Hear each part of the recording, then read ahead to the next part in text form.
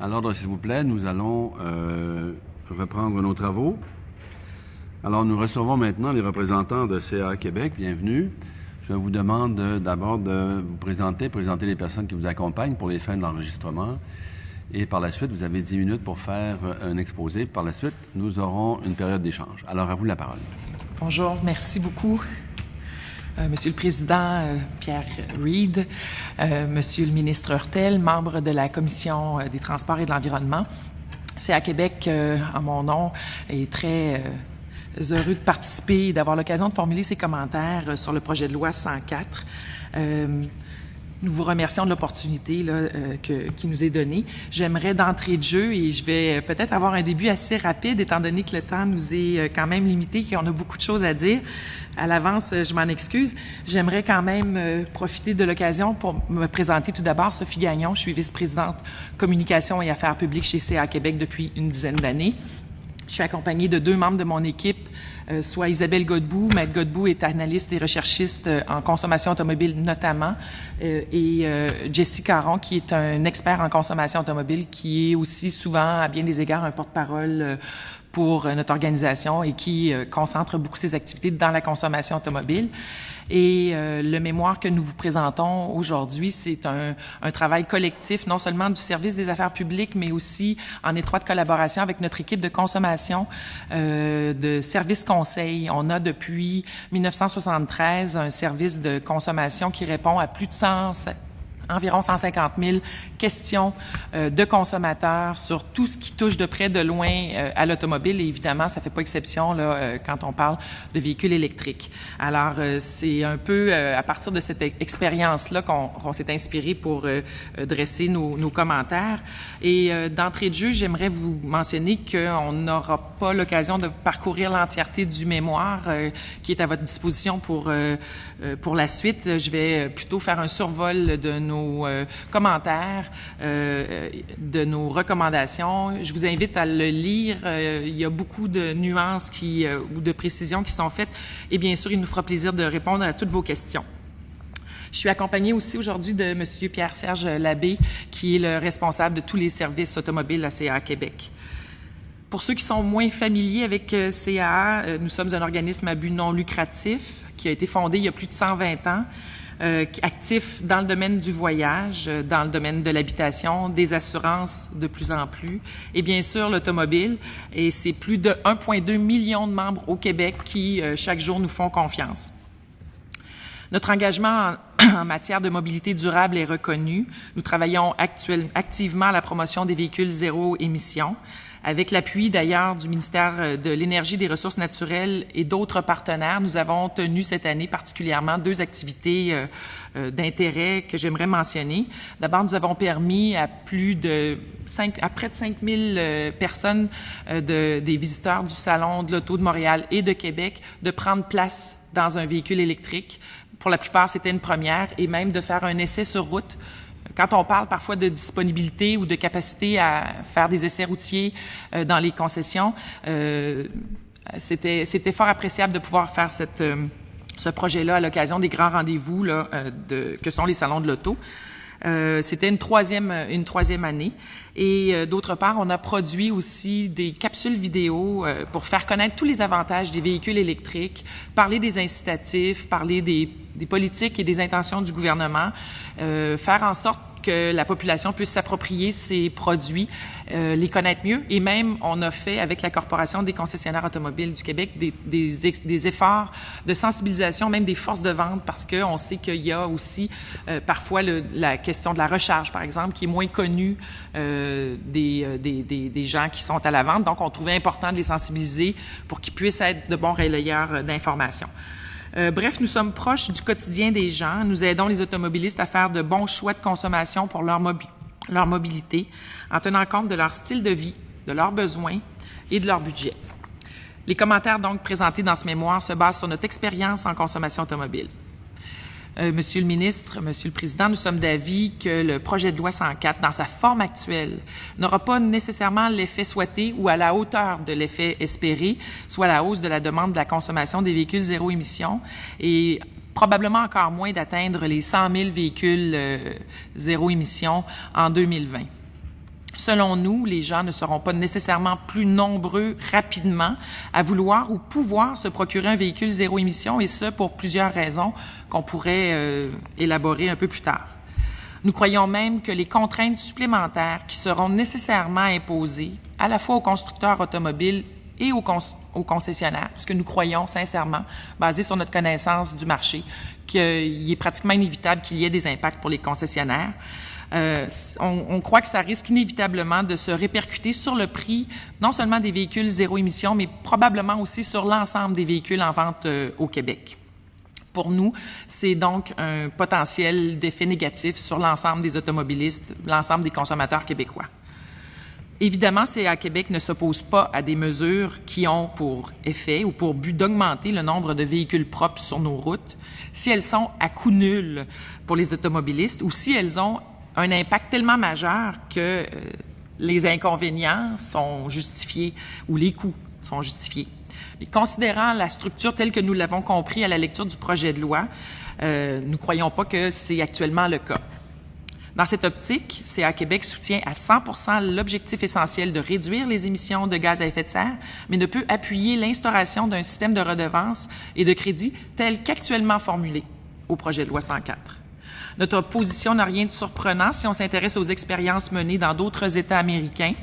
On parle des 10 États aux États-Unis là, qui ont déjà ce type de loi. Et si on considère aussi le niveau des ventes actuelles de véhicules électriques au Québec. Aucune de ces lois n'a jusqu'à présent livré ses promesses d'augmenter sensiblement le nombre de véhicules zéro émission. Il y a eu des augmentations, mais on regarde toujours une question de bénéfices, de balance, d'avantages et d'inconvénients. Puis, selon nous, dans toutes les juridictions, la balance est défavorable. On souligne aussi qu'il n'y a aucune province canadienne qui a encore été là. On n'a rien de mal à être des précurseurs. Encore faut-il tenir compte aussi des expériences bonnes et mauvaises qui ont cours ailleurs. Au surplus, il faut réaliser qu'en la matière, l'industrie automobile, selon nous, et c'est ce qu'on voit sur le terrain, est encore en mode séduction du consommateur. Même si l'offre et les produits se sont grandement améliorés au cours des récentes années, beaucoup de travail reste à faire avant d'atteindre le niveau de demande souhaité par le gouvernement. Bref, pour nous, un système de redevance et de crédit nous apparaît à ce stade-ci prématuré. En se concentrant sur les consommateurs, et c'est ce qu'on veut mettre de l'avant, on vise à mentionner que pour nous, les meilleures mesures à l'heure actuelle seront celles qui toucheront directement les consommateurs, donc en ciblant la bonification des incitatifs directs à leur endroit, que ce soit en matière de recharge ou d'accès aux véhicules. Au prix. Nous pensons que le choix pour ce type de véhicule s'effectuera naturellement et on verra le jeu de l'offre et de la demande s'opérer naturellement et graduellement à la hausse. C'est d'ailleurs ce à quoi songe actuellement l'Ontario, qui nous semble avoir adopté une approche où s'enligner dans une optique plus réaliste, une théorie peut-être d'un peu plus de petits pas, vise 14 000 véhicules zéro émission en 2020, soit 5% de ses ventes par année à terme et cumulatif. Pour ce faire, on pense donc que du côté de l'Ontario, on sait qu'on regarde à la bonification de mesures directes aux consommateurs, comme par exemple des remises encore plus généreuses, des exemptions de taxes, des recharges gratuites la nuit, et etc. Et cela dit, pour nous, en considérant l'objectif de réduire les émissions de gaz à effet de serre, on trouve essentiel de pointer à votre attention le fait qu'il nous semble très important de miser dès maintenant sur l'ensemble du parc automobile, qui, rappelons-le, est à 99% encore aujourd'hui, 99% constitué de véhicules qui sont propulsés par l'essence ou le diesel.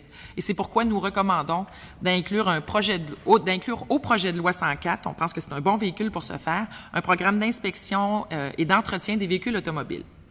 Ça peut sembler surprenant qu'un organisme comme CA Québec puisse recommander une mesure qui est susceptible de générer des dépenses supplémentaires aux propriétaires d'automobiles, particulièrement des véhicules plus âgés.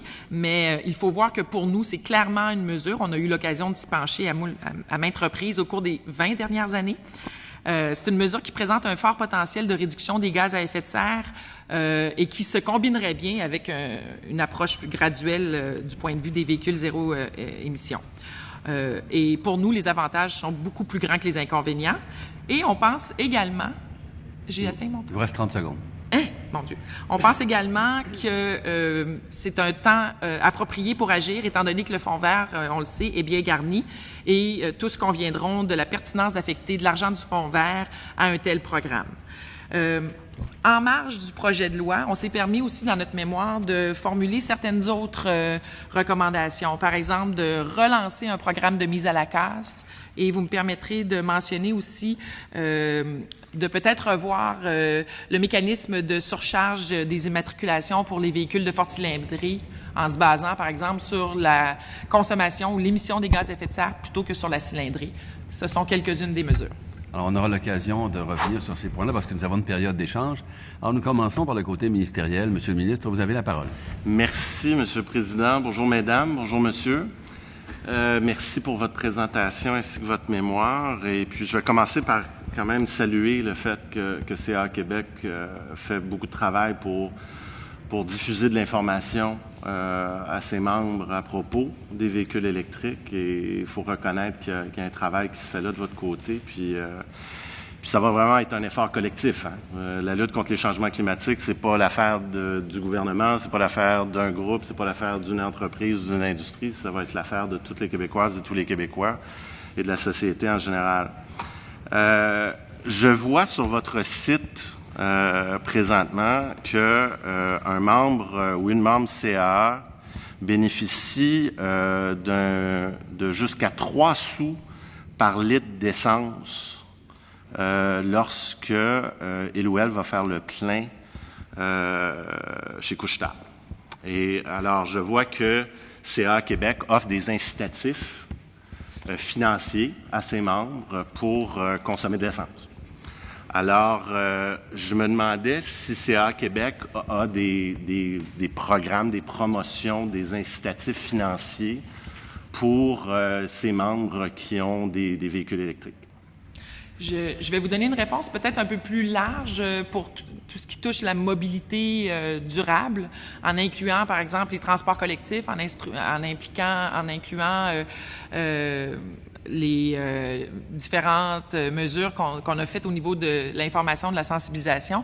La réponse simple, c'est que on a fait des projets ponctuels, on a fait beaucoup d'approches avec des compagnies, des sociétés de transport, donc des projets ponctuels comme par exemple d'offrir l'essai pour des cartes, des titres de transport collectif, etc.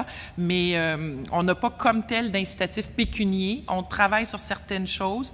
On est partenaire du circuit électrique depuis ses tout débuts, donc à nos membres et à l'ensemble de la population qui adopte les véhicules électriques. On offre le service clientèle et on offre aussi à différentes places d'affaires des bornes de recharge, mais non comme tel, il n'y a pas encore d'incitatif qui viserait la loyauté aussi de nos membres, parce qu'il faut voir que c'est un moteur aussi qui est important pour nous là, au niveau de la fidélisation de nos membres, et c'est certainement dans nos intentions de faire davantage.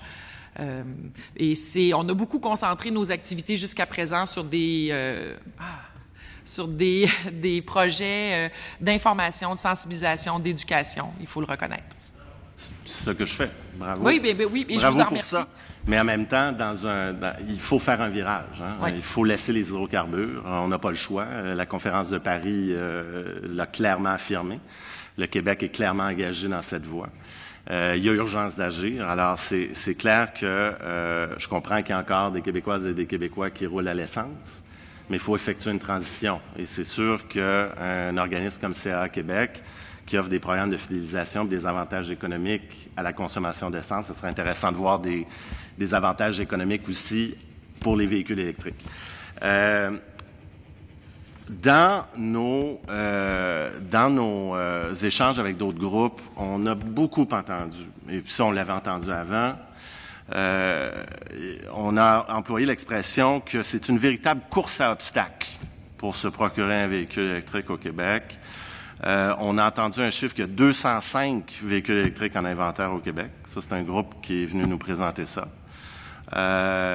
On vient de parler avec Nissan, ça fait grand écho dans les médias, de l'achat groupé au Québec. 3712 Québécoises et Québécois qui sont prêts et prêtes à acheter un Nissan Leaf, un véhicule électrique tout de suite.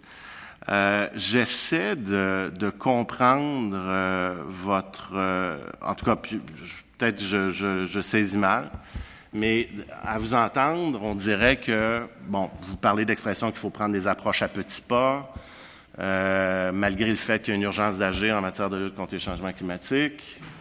Il semble y avoir véritablement une demande au Québec pour des véhicules électriques ou des hybrides rechargeables qui n'est clairement pas comblée. J'ai du mal à réconcilier votre position avec ces affirmations-là qu'on a reçues de plusieurs groupes durant la commission parlementaire. Nos affirmations se basent sur l'expérience qu'on a vécue sur le terrain. Je le mentionnais tantôt. Puis, Jessie, je te demanderai aussi de compléter par rapport à tes connaissances par rapport aux offres.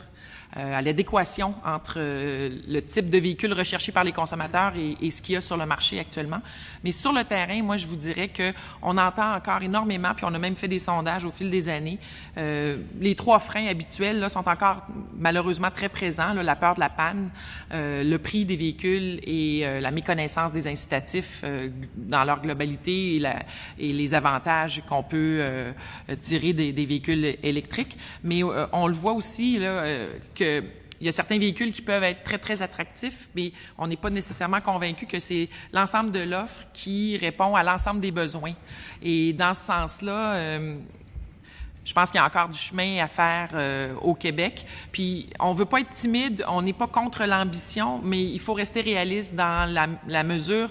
Et comme je le disais, les coûts à déployer pour mettre en place un système qui, à l'avance, on le sait, risque de ne pas donner les effets escomptés. Alors nous, on dit, prenons peut-être l'approche des petits pas pour répartir les sommes autrement, puis commencer avec un programme peut-être plus modeste, puis qui sera évolutif, effectivement. On ne dit pas qu'il ne faut pas aller dans cette direction-là, bien au contraire, mais on pense qu'il y a des gestes, comme on parlait tantôt d'un programme d'inspection. C'est un programme qui est, selon nous, essentiel, puis on n'a pas encore eu le courage collectif, et là, je ne vise aucun parti politique en particulier, mais l'ensemble de la population,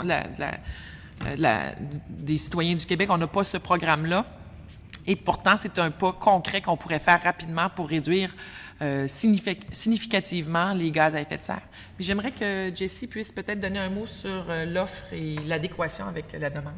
En fait, c'est vrai qu'il y a une demande qui est assez élevée pour certains modèles de véhicules à zéro émission, comprenant bien sûr les véhicules hybrides rechargeables. Ce sont eux qui, selon CA Québec, sont souvent les plus appropriés dans les conditions actuelles là, pour permettre aux automobilistes de combler leurs besoins quotidiens et leurs besoins hebdomadaires de transport individuel. Il y a une forte demande pour certains modèles, mais il y a beaucoup de modèles aussi qui existent dont les ventes sont vraiment minimes.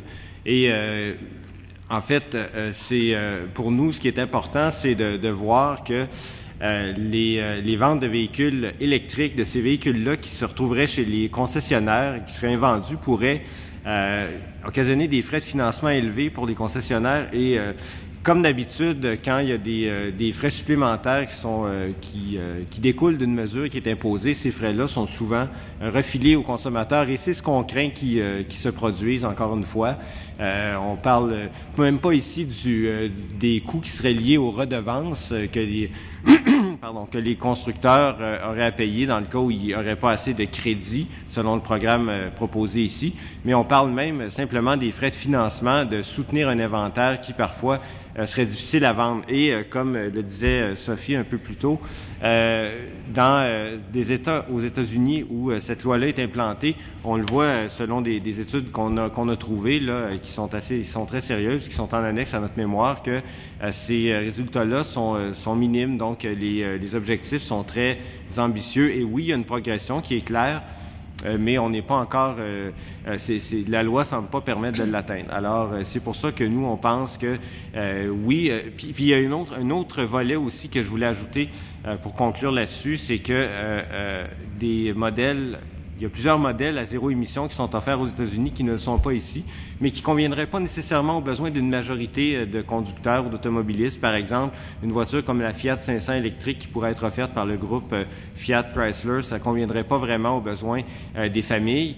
Ça ne serait pas plus le cas notamment d'une Mercedes-Benz B250e. C'est certainement pas un modèle qui s'adresse à la masse. Alors, ce qu'il faut, cette loi-là, pour être efficace, elle aurait besoin d'une offre qui serait plus appropriée. Elle aurait besoin que les constructeurs développent des modèles électriques ou hybrides rechargeables qui conviendraient mieux aux besoins d'une majorité de la population. Et on parle ici de voitures compactes abordables. On parle ici d'utilitaires sport compacts aussi abordables.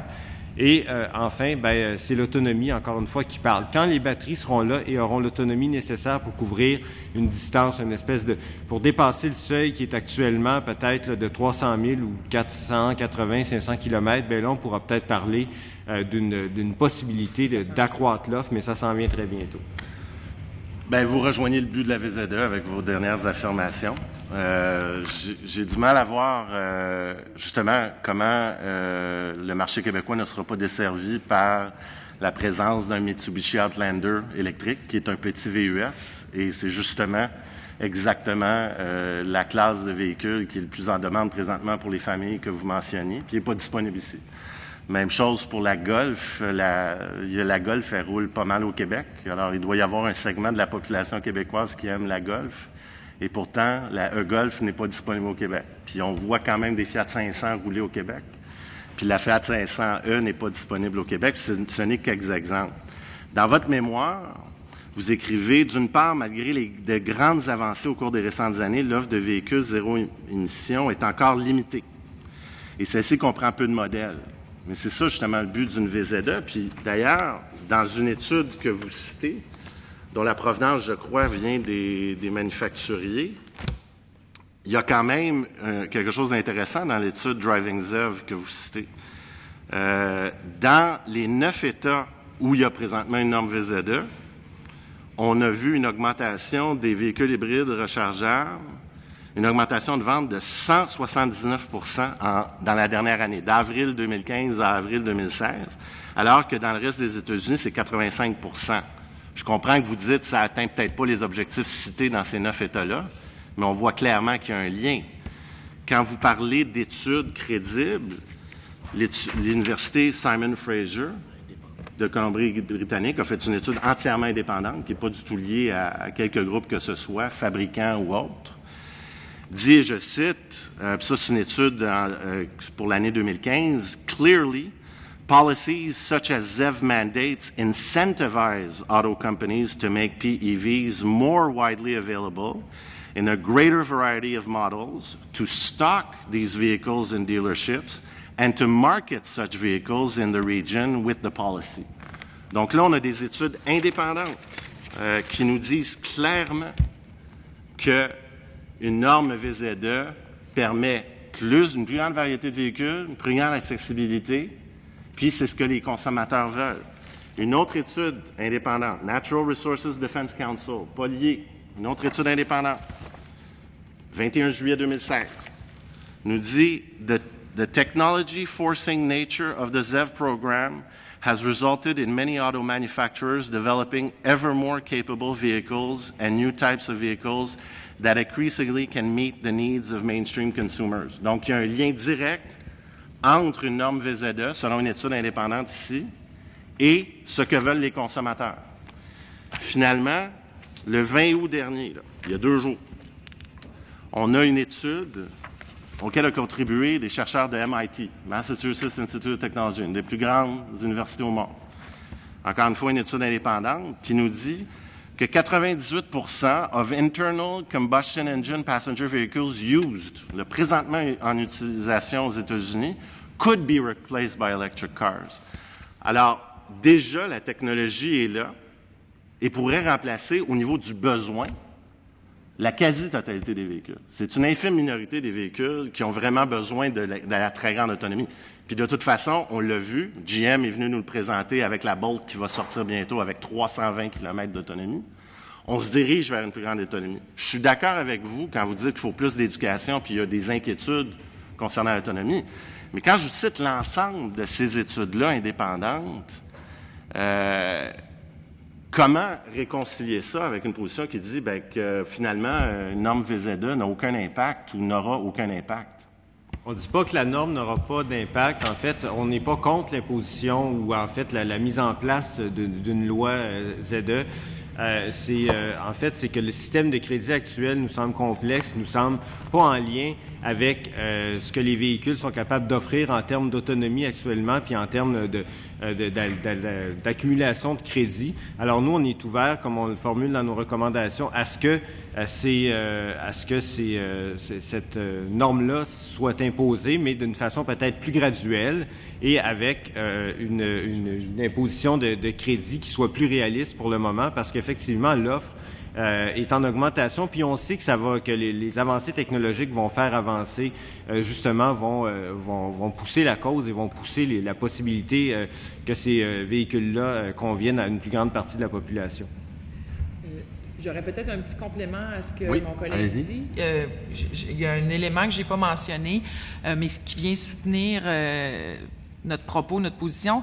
Dans le projet de loi tel que formulé actuellement, on trouvait notamment dommage et difficilement imaginable que on puisse inclure déjà les modèles 2016. C'est un peu la précipitation ou la vitesse avec laquelle on veut aller, parce que nécessairement ça force un effet rétroactif qui nous semble être un peu peut-être inéquitable pour sachant aussi que les modèles 2017 sont déjà sur le marché.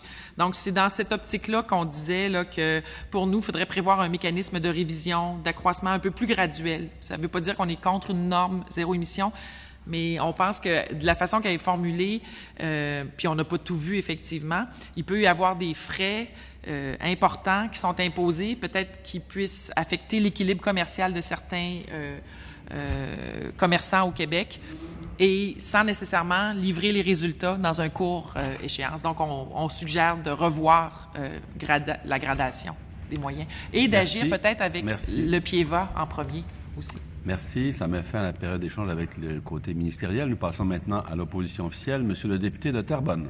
Merci beaucoup, Monsieur le Président. Merci beaucoup à vous, messieurs, dames, pour cette présentation de mémoire qui, je comprends, sur le fond, est en faveur d'une loi zéro émission, mais dans lequel, évidemment, certains questionnements, certaines craintes, certaines réserves ont été émises dans le cadre de votre introduction pour essayer de sensibiliser le ministre à avoir peut-être une attention particulière sur certains points. Je dois avouer, quelquefois, ça m'arrive à l'occasion de dire que le ministre pose des bonnes questions, mais il est clair que les incitatifs financiers chez CA Québec pour les membres qui ont des véhicules électriques ou pour ceux qui voudraient le devenir est une idée très intéressante. Je suis persuadé que vous avez des membres chez CA Québec qui ont des voitures électriques ou encore hybrides rechargeables. En fait, j'en suis persuadé. Et là-dessus, je pense que ça pourrait être un élément vers où, évidemment, dans le fond, votre groupement pourrait peut-être se diriger. Vous avez donc quelques recommandations, mais commençons d'abord par cette crainte de voir les Québécois être un peu trop frileux par rapport à la voiture électrique. C'est comme ça que vous le qualifiez dans le cadre de votre mémoire. Plusieurs personnes nous ont dit qu'il faudrait mettre en place des programmes de communication pour faire plus de pédagogie, pour mettre davantage en évidence les avantages d'un véhicule électrique au Québec. Qu'est-ce que vous êtes en droit de vous attendre du gouvernement pour aider à ce genre de promotion? Et qu'est-ce que CA Québec compte faire aussi de son côté pour nous aider dans cette démarche? Merci, c'est une excellente question et je dois dire qu'à cet égard, jusqu'à présent, tous les projets, et ça doit faire, comme je le mentionnais, au moins 3 ans qu'on a commencé à collaborer avec le gouvernement, que ce soit via le MDDEP ou le ministère, essentiellement le MDDEP, pour mettre de l'avant des programmes ou des projets de promotion des véhicules électriques. Alors, je vous dirais qu'on a eu une collaboration, une réception assez exceptionnelle de la part du gouvernement. Une collaboration, ne serait-ce que d'appeler au cabinet pour demander la présence d'un ministre. Les gens du gouvernement sont extrêmement collaborateurs et c'est clair que pour nous, dans les prochaines années, non seulement on l'a écrit que la sensibilisation, la promotion et l'information sont des éléments essentiels, mais on a l'intention de continuer à contribuer de cette façon-là. Et je le disais aussi tantôt en réponse à la question de M. Hurtel quant aux incitatifs que l'on offre à nos membres.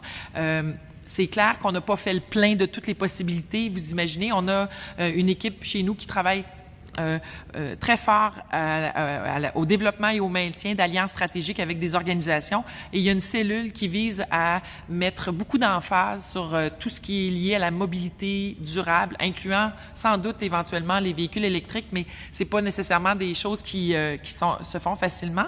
Mais mon collègue portait à mon attention un élément que j'aimerais préciser pour dire que les membres CA Québec, avec un grâce à un partenariat qu'on a avec le fabricant Leviton, ont accès à des rabais lorsqu'ils sont membres là, pour l'installation de bornes de recharge à domicile. Alors, c'est faux de dire qu'il n'y a rien précisément et très concret. Là, je remercie mon collègue de m'avoir rafraîchi la mémoire.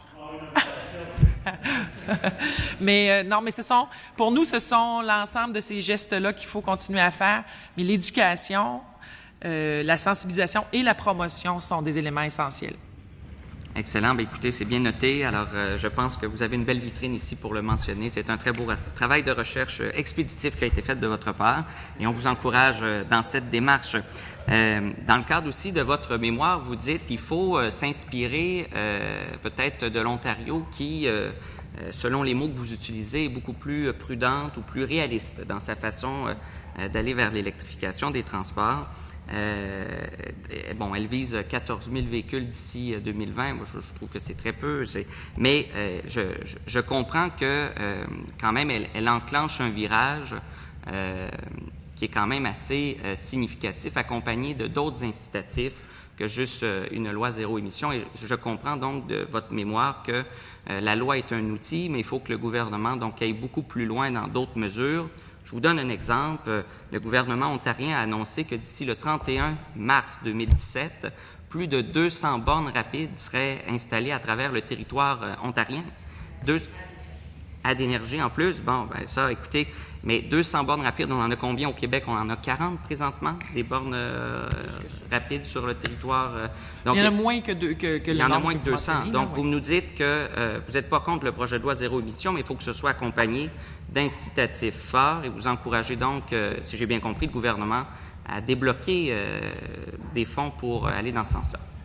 Oui, tout à fait. Et quand on parle d'incitatifs forts, on ne peut qu'apprécier les efforts qui ont déjà été faits. C'est pas négligeable de penser aux 8 000 $ qui est donné.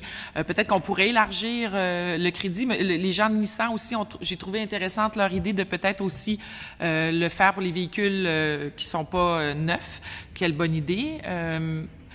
D'autre part, excusez-moi, j'avais un autre élément que je voulais mentionner. Donc, des incitatifs directs et qui visent aussi la recharge à domicile ou la recharge sur les lieux de travail. Et on sait le travail qui a été fait par les différents ministères pour mettre en place des stratégies, des plans, mais ils sont tout récents et ils n'ont pas encore commencé à porter leurs fruits. Et c'est pour ça qu'on trouve que l'approche d'une loi zéro émission avec les objectifs actuels et la mécanique actuelle, c'est un peu un coup de massue qu'on vient donner, alors que c'est comme si on voulait tirer sur les fleurs pour qu'elles poussent. Donnons-nous un petit peu de temps, mais on veut pas dire non plus qu'il faut pas être ambitieux, puis qu'il faut pas... Tu sais, on le sait que les Québécois sont friands de technologies propres, de petits véhicules, alors ils vont être au rendez-vous, mais s'ils ne le sont pas plus que ça à l'heure actuelle, c'est que on n'a pas peut-être encore tout mis les ingrédients qui sont nécessaires. Et notamment, vous le dites, la recharge électrique en est un élément. Il faut qu'il y en ait encore davantage. Puis je disais tantôt,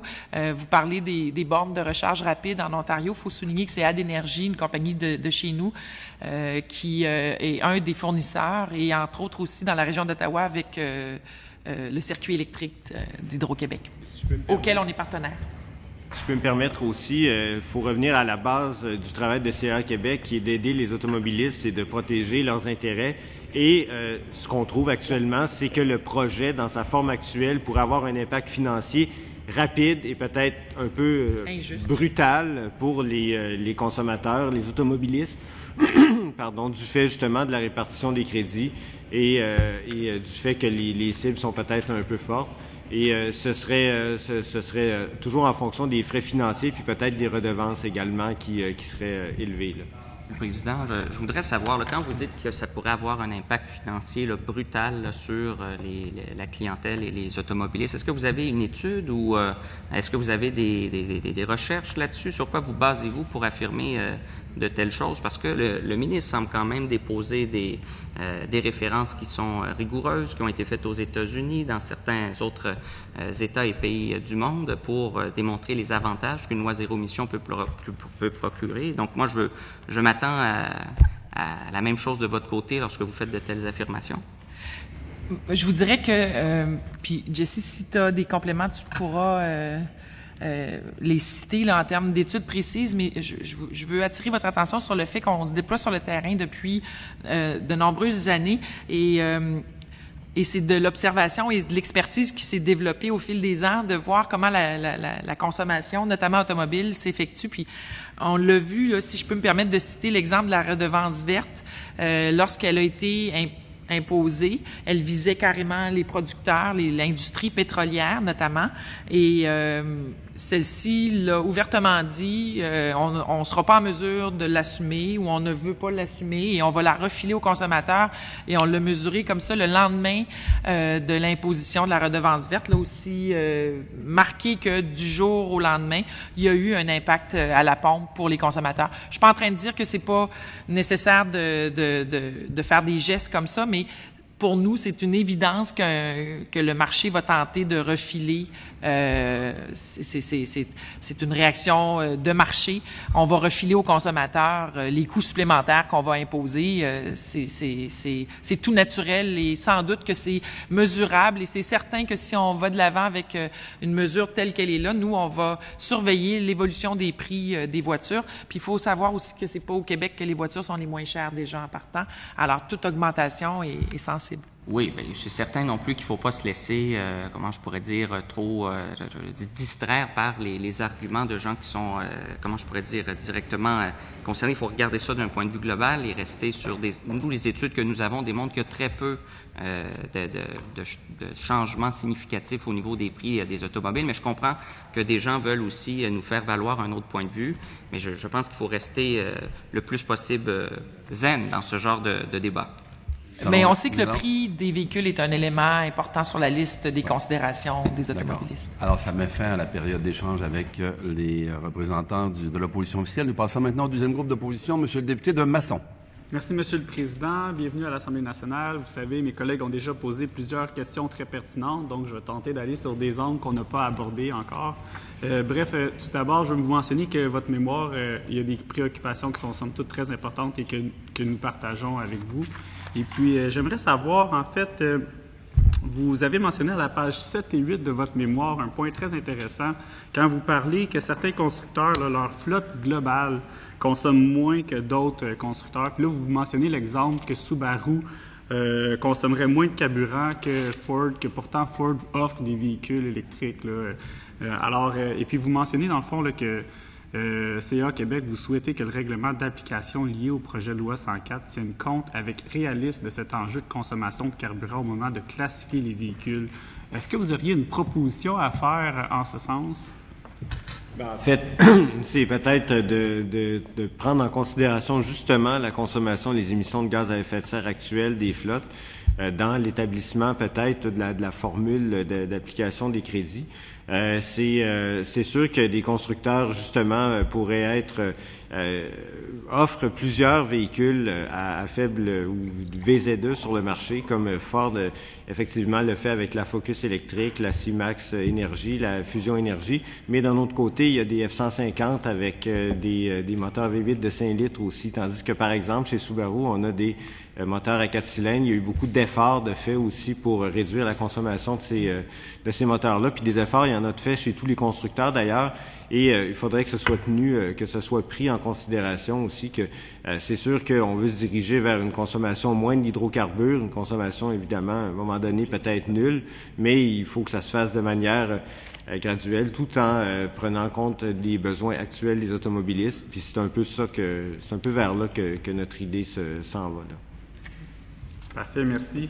Donc, maintenant, j'aimerais aussi savoir, à la page 9 de votre mémoire, vous mentionnez Vous en avez parlé avec mes collègues déjà, mais vous mentionnez l'effet rétroactif du fait que, dans le fond, on peut accumuler des crédits 2016, 2017, 2018, puis des véhicules qui ont été vendus déjà en 2015. Bref, vous êtes quand même assez catégorique dans votre positionnement. Vous mentionnez que, dans le fond, tant que le règlement n'est pas adopté, il devrait être impossible pour les constructeurs automobiles d'accumuler des crédits.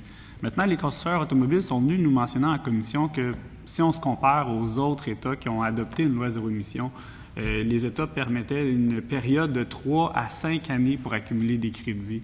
Selon vous, est-ce qu'on devrait dire, OK, dès qu'on adopte le règlement, on peut commencer à accumuler des crédits, et est-ce qu'on garde la période de 3 ans, ce qui nous amènerait à, je ne sais pas moi, ça nous amènerait certainement, là, pas avant 2020, là, je ne sais pas, là, ça va dépendre de comment ça se passe de ce niveau-là, mais dans le fond, on retarderait carrément l'entrée en vigueur de la loi zéro émission.